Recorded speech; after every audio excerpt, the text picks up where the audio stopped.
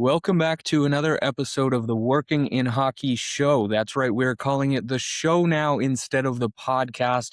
Took a little bit of a break as I wrapped up my day job. We got through the playoffs and the draft, but we're excited to be back here calling it the show because it's going to be a little bit more quick hitting, flexible, going to do some in arena on the road stuff next season as well. So, Working in Hockey show, no longer the Working in Hockey podcast. But with that being said, we've got a great slate of guests coming up over the next couple of weeks here. And none better than today's guest, my friend Tim Quinn, currently the social media and color commentary manager for the Erie Otters. Tim, how you doing here today, sir? Nick, I'm doing incredible, man. Thanks so much for having me. I'm excited to be on the big show now. Here we go, man. We go. Welcome to the show. But no, appreciate you coming on to chop it up here, man. People saw the hat swap that we did at the Hockey Hall of Fame event recently. You and I were able to catch up quickly at the NHL draft as well. I'll start there. How was the experience for you at this year's NHL entry draft in Buffalo? Incredible, incredible. Like I mean, this was my second time going to the NHL draft and with the Erie Otters, and incredible both times. Last year, of course, having Matthew Schaefer at number one, that creates quite an atmosphere for you.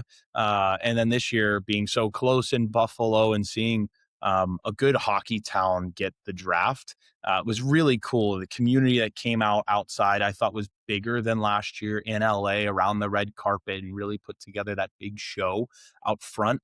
And then inside, just professional from top to bottom. You know, I was able to experience the OHL draft earlier on in June. Very, very similar events. The NHL just picks it up a little bit more, obviously.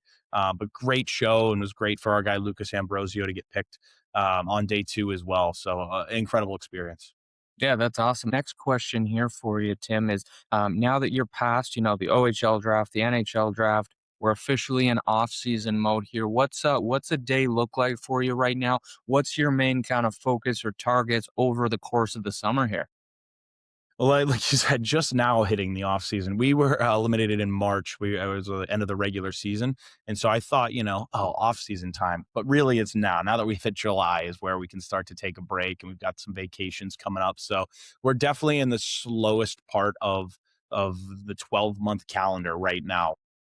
Just because, like you said, the OHL draft, the NHL draft, we had our schedule release and different things that happen, during the playoffs, even if you're eliminated, that you kind of have to keep up with on a content side. And for me, I'm not somebody who likes to the off season hits, let's put the Erie Otters Instagram away for the off season and not touch it. Like, we're going to continue to make clips. We're going to continue to post every single day and stay active with our fans and our community. But yeah, definitely a lot slower right now through July. Now we're basically turning our heads to August and looking at when our players get back, when our coaches come back, looking at main camp preseason. Our home opener coming up on September 26th. It's going to be the biggest one we've ever done, as a good launching point to the 30th anniversary season for Erie. So, all of our heads can now kind of shift and all of our minds can kind of turn to the start of the season, which is incredible. Yeah, I think that's super cool to hear the, kind of shift towards next season there. But you touched on kind of keeping the audience, the fan base engaged through the summer there. Obviously, Erie is no stranger to star players coming through over the years. You mentioned Schaefer getting drafted last year, McDavid, obviously a handful of years ago now. How do you go about kind of maintaining that interest through the summer? Is it highlighting things from when those guys were in junior? Is it more detailed spotlights on guys that might crack next year's team? How do you kind of find that balance of it's summer, everybody's on the golf course or at the cottage, but we still got to keep the Otters faithful happy? Yeah, it's a challenge, absolutely, but it's something that I think that we embrace head on. As game day content is your game day content. It's going to write itself, and whatever goes on, it's going to tell you the story, and then you post about it. But it's the days where you don't have the games in season, and of course the entire off season, that become the challenge of, okay, what does a hockey team post in the middle of the summer? And what does a full-time social media person post when there's nothing to be posting? And so, we thought about that really in our second half of the season, and tried to maybe batch record some different stuff, whether we were on the ice with some of our players, with our coaches, different stuff like that. But we always try to, include a good mix of our alumni content, like Schaefer McDavid, DeBrincat, and Strome, and, all the big names that we've had through the years.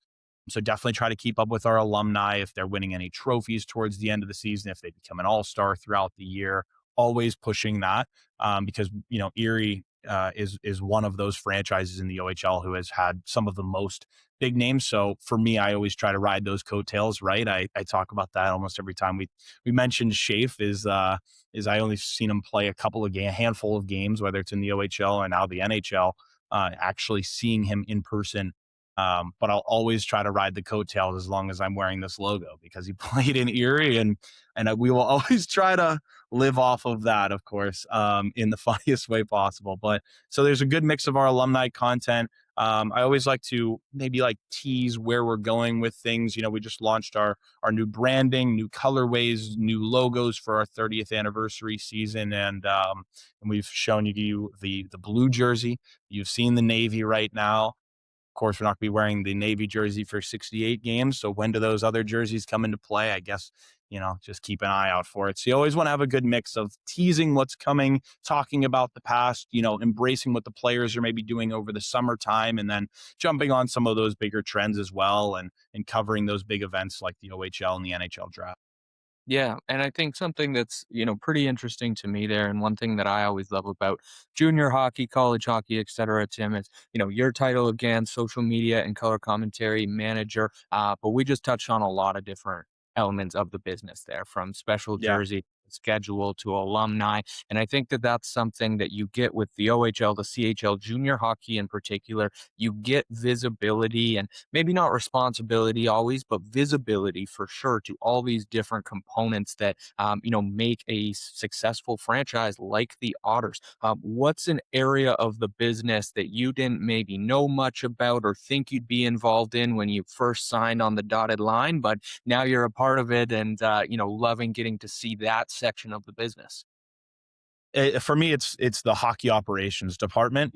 Coming in out of college, I did a lot of play-by-play broadcasting. I did a lot of social media for myself, but in no way was I at all relatively involved with the Mercier's hockey ops department when I was there. And now, again, I'm not a scout in any means. I am in no way a part of the hockey ops department, and the our GM and the different guys within our scouting department will all make fun of me for that as well sometimes when I'm just hanging around, um, but that's the thing. I just try to hang around those guys as much as I can, and I try to learn as much as I can from them because that the second part of my title there, the color commentary manager. So I do the home games for Erie. I do the color commentary between the benches. I'm interviewing the players, and for me, I really try to take that role seriously. And I throw in a lot of goofy stuff with wearing costumes and trying to be a little bit larger than life at times, but I also really do like to be a true analyst and try to break down the power play, the penalty kill, certain 5-on-5 plays, the importance of a 3-on-3 overtime, and different stuff like that. And so being around the hockey ops department, I think I really am able to learn so much about the game that I didn't know before. And that's constantly going to be my role, I think, as a color commentator, is to learn more, constantly figure out more about certain players, certain archetypes for different guys, what we're looking for our systems on the power play, as opposed to what other teams in the OHL could be looking for. So I'd say that's certainly number one for me. Number two, I would say just big picture marketing. Coming in as a social media manager, my role is just posting daily and getting things out that matched our kind of our stairway, our staircase, right? Like, where are we heading? What direction are we going in? And I'll find posts that kind of fit in there. And over this last year, I think I've been more integrated in the big picture marketing of, hey, in a couple months, this is our big thing coming up. Now, how do we kind of get there? Let's work back and figure out what direction we want to go in. And that's been a ton of fun for me as well. Things like jerseys and logos and different things on how to build that, how to launch it, and how to make people care about it. Yeah, and again, I think even just through that answer, you can hear how many different components of the business you have visibility and access and transparency to. And again, I think for anybody listening, that is the beauty of junior hockey. That is the beauty of small front offices. You get to be involved in everything. You get to be in the room for those meetings. You get to be with the hockey ops guys. And that's the value that I try to preach to anybody when they're looking at junior hockey or college hockey jobs. You talk about a little bit about the balance of having fun and being creative and goofy at times on the broadcast, while also being an analyst and a student of the game and breaking down the X's and O's of the game that some fans want to hear as well. Obviously, you guys at the Otters do a great job of that with a couple of the awards that you won from the OHL this year. But how do you go about bringing guys out of their shell a little bit? I Mm. think this generation of hockey player is more and more comfortable with, speaking their mind, having fun, being loose on camera. But with the OHL, with the Otters, these are still teenagers, right? These are kids who, it might be their first interview on camera. It might be their first time winning player of the game or having to stand on the side of the rink with Tim. How do you go about getting that side out of the guys while still being focused on the X's and O's, the hockey, the blah, blah, blah? Well, for me, it's about being around. I think being present is a big thing. And I think it's something that if I worked for the OHL and I was a broadcaster for Erie and I wasn't in the building every single day, that becomes really difficult. And that's where that divide happens. I think it helps a lot that I'm around those guys every single day. Our players, I am at the practices, I'm at their workouts. Sometimes I'm working out at the same time as them. And so you get to have a really good back and forth with these guys, really good banter with them. And it's something that I'm used to. I played baseball all through college. And so I've been in the locker room type environment, and I'm only 23 years old. And of course, the OHL guy's 16 to 20. And my little brother is 18. So falls right in that range. I'm very used to that age group and kind of having that good back and forth. So we were able to build that really all season. And I think for me, it's just being around, being present is the big thing. No matter what they're going to do, if they're at a community event, it means a lot to just be there with them and be around those guys, as much as you can and make them comfortable. Because like you said, some of these guys coming in, it's their first time going to be interviewed. They're 16 years old, first time, second time, maybe living away from home. Sometimes it's moving to a new country. And so it's really difficult at first, but the more you're around, the more you can build that trust and show them I'm not here to get you guys. I'm here to help you. Um, and another way, so the way I try to do my interviews, I ask long questions when I'm between the benches. And I find that maybe you don't need that in the NHL. These guys are much more media trained. They've been interviewed for years at this point. But in the OHL, there's a lot of guys that aren't like that. And especially the way we do things between the benches, I don't set up these interviews that I do at the end of the first, at the end of the second, at the end of the game. I don't set them up. I don't tell anybody about them before the game. A lot of teams do. A lot of teams say, "Hey, give me Chris Millette after the first, give me Tristan Trevino after the second, and then depending on who wins the game, we'll talk about after the third." But for me, it's how's the game going? If Julius Sari, one of our defensemen, scores in the first period, it's a 1-0 game. I'm going to talk to Julius Sari, and he's not somebody that maybe gets that interview every single game, or finding that guy that did something that I thought that's a pivotal moment of this period. That's a pivotal moment with 12:37 left in the period that nobody really picks up on, but let's go talk to him. But I always find that asking those longer questions helps those guys out because you're able to get to your point early on, but then almost able to give them time to think about their answer before they start. So I can preface a question of, Julius, great play there in the first period. It looked like you controlled the puck well at the blue line. When you moved it down the wing, you could see Michael Deck break towards the net, and it gives them almost that like, all right, I do remember when that happened. Okay, now I'm ready to give you the answer. But taking a little bit of a longer time to ask the question, I feel it gets more insightful answers out of the guys than what I see oftentimes, not just in hockey, but in all sports. The sideline reporters go up and, what'd you see in that first? And that's the question. I find that that's a lot more difficult to answer for these guys. So I always try to give them a good runway before they actually have the microphone on. I think that's a great piece of advice. A lot of times I think we can forget that they're stuck in wind. They were just out there hemmed in the D zone for a minute and a half. They were just 100%. to go, right? Like all these things that, emotions are high, cardio is, questionable at the moment of Yes. that interview. And I totally agree, giving them that time and pause. And I think Pat McAfee actually really does that well in his questions. I know some people say land the plane, get to the point. He rambles on a little bit, but I really respect that about his questions as well. As he kind of paints that picture two or three times to make sure that they can tailor their answer to exactly what they want to say. And I think that aligns with what you're saying there as well. You mentioned Mercyhurst. You mentioned playing baseball. Take me back a couple of years here, Tim. Was hockey what you always wanted to get into? Was sports in general what you always wanted to get into? How did you land the role with the Otters? Give me kind of the background there. Yeah, so I didn't know always that hockey was going to be the play. I grew up in Pittsburgh, so I was a huge hockey fan. I was very lucky to see multiple Stanley Cups through who I think is probably the greatest player of all time in Sidney Crosby. That might be a hot take, but I grew up always a hockey fan, and I played hockey for a little bit growing up, but I kind of had to choose between hockey and baseball. I was considerably better at baseball. I was a hockey goalie and not very good. And so we moved to baseball. We carried that all through college. I knew I was never going to be the MLB guy. It was not an expectation for me, but my parents were always the believer in you got to use it as a vehicle to get it to where you want to go.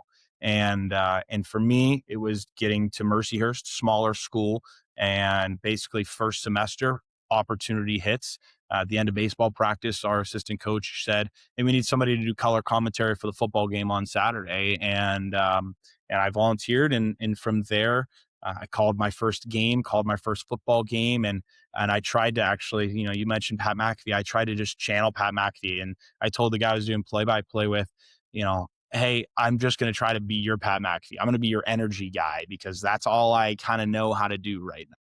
And then from there, you grow and just continue to keep your name around. I told the athletic department, continue to book me. Basically, I'm available and I want to work as many games as I can. And so you work as many as you can freshman year, work as many as you can sophomore year. Junior year is really where I started to specialize. Be like, I really enjoy hockey. I really enjoy doing the public address. I enjoy doing color. I enjoy doing play by play. I enjoy covering it on socials and traveling and doing these things. And seeing the rinks is really, really incredible. And I had a really great relationship with some of the people that were at Mercyhurst in the hockey department as well. I traveled mainly with our women's hockey team. And so, that was a treat. Just had so much fun doing it. And it wasn't until my senior year where I was posting a lot on social media about what I was doing with Mercyhurst. I'm trying to sell, students on spending their Friday night at the basketball arena. And then all of a sudden, I get a call from the Otters saying, "Hey, we'd love to have you come in, love to have you just kind of feel it out, essentially." And the way that happened was just coming in, doing some interviews, and then literally just being like, here's a microphone, it's on, and go interview somebody after the period between the benches. And so just kind of thrown right into the fire of it. And all it was just because I put myself out there on socials. All of the work I had been doing since freshman year, it took me about 2 years to really start posting about it. Just because I think, it's something that a lot of younger people that are trying to get into hockey deal with or get into sports is that they're maybe a little nervous about what people are going to say. And so it took me some time to get over that. But by the time I was a junior, I think a lot of people knew I was doing it. And so I was like, you know what? They already know I'm doing it. I might as well show them what I'm actually doing. And so I just started posting stuff and I started going live when I did play by play just on Instagram and just doing whatever I could to get myself out there more. And that's what caught the attention of the Otters. That's what allowed them to give me the microphone on my first night. And then I only worked about 12 or 13 OHL games that season. And at the end of the year, that's when I got the job offer to be social media and color commentary manager. That came through and combined the two things that I love doing. Combine the social media, which I had been continuing to experiment with and try on my own personal page. And the commentary game that I had been in for a couple of years and really enjoyed. And now I'm working with Trevor Cabea, who is also, he just turned 24, but is a young guy. And man, he's just the best I've ever worked with. And so it's amazing. Yeah, no, you guys have an awesome team put together there, and that's music to my ears, man. I think I say it all the time, but for anybody looking to get into any facet, it could be analytics, it could be commentary, it could be scouting, it could be graphic design. You have to talk about your shit. You have to put your shit out there because nobody else is gonna do it for you. And this is just yet another case in point from Tim of putting your stuff out there, being good at it. I'll give you the credit for that. You have to be good I to appreciate it. put everything out there always, but, I think that that is a very valuable lesson that, if you work at your craft, you put it out there, you will get seen. Does it happen overnight? Not always. Does it Yeah. happen to everybody? Not always, but it gives you a lot more kicks at the can when you're putting your own stuff out there, and, that's music to my ears, man. Those first couple of broadcasts, those first couple of times, picking up a mic, asking questions, whether it was football, whether it was hockey, what is a lesson with the mic that you learned the hard way? Oh, man, that's a great well, it's always on. The mic is always on. That's the first lesson you have to learn if you're getting into broadcasting. The mic is always on, the camera is always on. And it doesn't matter if you're at a commercial break, it doesn't matter if you think you're done and you think you're cut. You always have to assume the camera's on, you always have to assume the microphone's on. Those are the first two things. And luckily, I did not have to learn that the hard way. And that's something I hope that nobody has to learn the hard way because you can get caught in some tough moments there. Those are the first two lessons. If you're getting into it, mic's always on, camera's always on. Those two are always hot. You're always on live. Basically, once those lights hit you, you turn it on and you're right in that mode.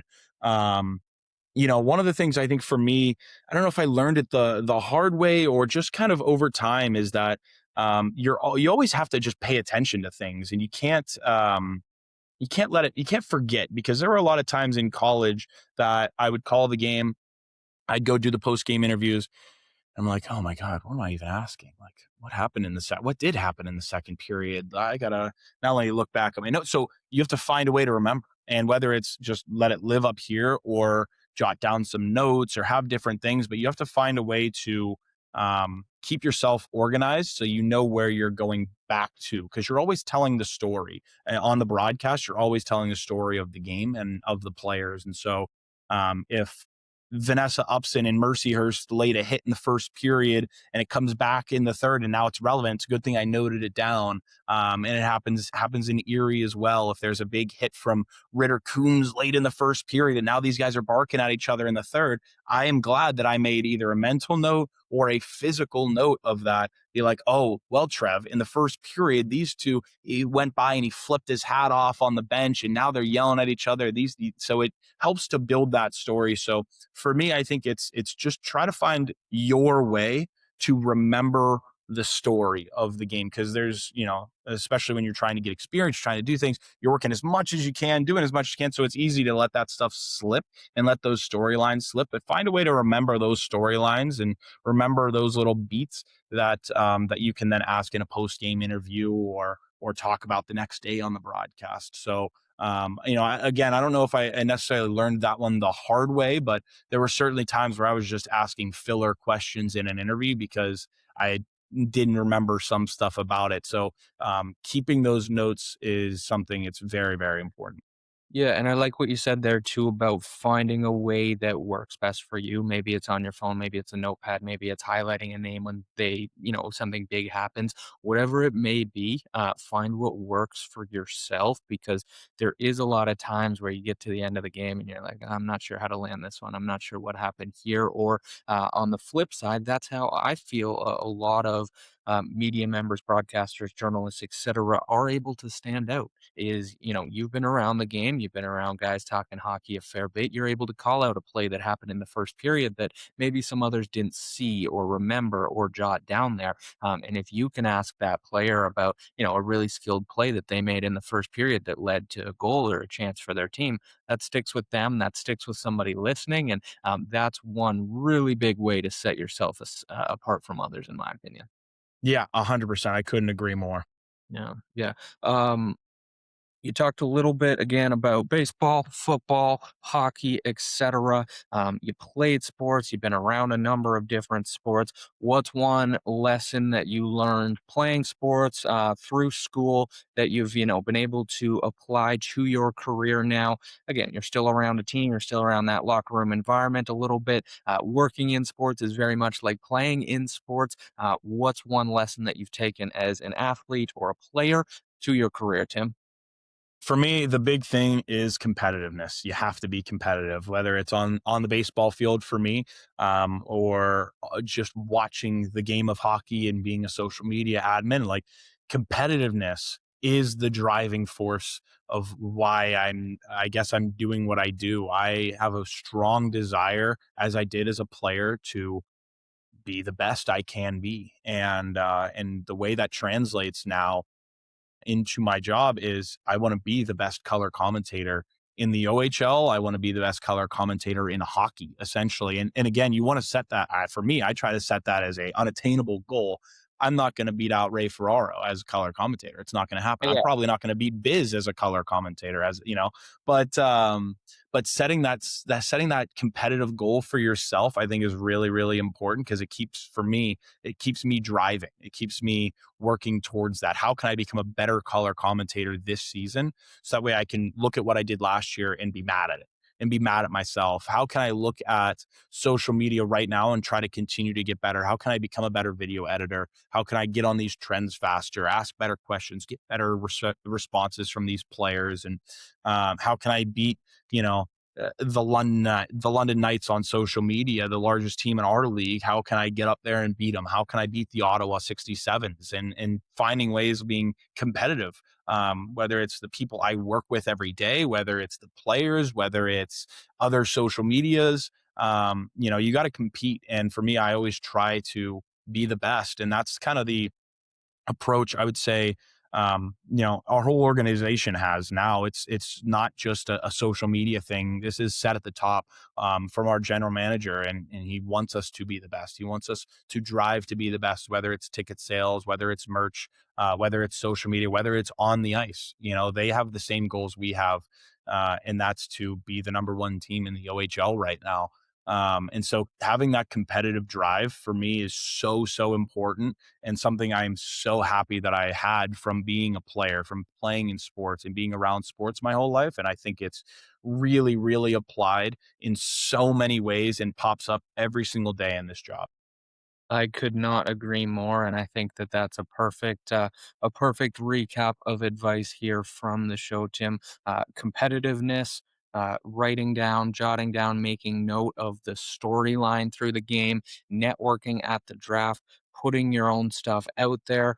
Those are all phenomenal pieces of advice, Tim. Can't thank you enough for the time here. Aside from Otters broadcast, where can people find you if they want to reach out, pick your brain, or maybe go down a similar commentary path? Yeah, absolutely. Well, for me, my best way is on Instagram personally. Tim14 Quinn is my Instagram.